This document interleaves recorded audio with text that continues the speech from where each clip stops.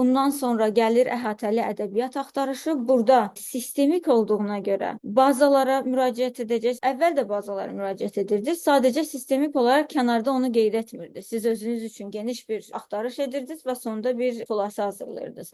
Burada isə PubMed, Medline'də, Embase-dir, Scopus'u hansından istifadə edirsiniz, edin, sizin bir sistemik hərəkət qaydanız olmalıdır.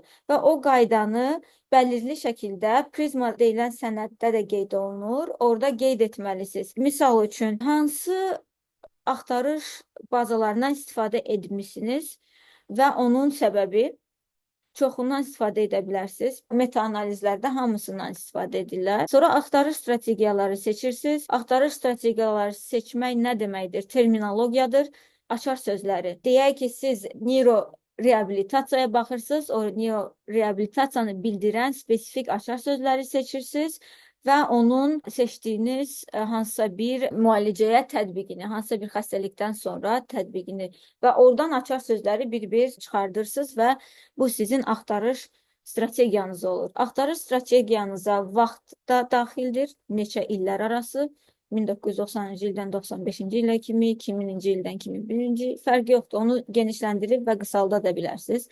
Baxır nə qədər geniş bir analiz edirsiniz. Buna əlavə siz o məyarlara pasientlərin yaşı və ya hansısa bir etnik qrupa aiddirlər, hansısa bir spesifik xəstəliyə aiddirlər də əlavə edə bilərsiniz. Yəni çoxdur belə məyarlar, o sizin sualınıza bağlıdır. Sonra isə prosesi sənədləşdirmək.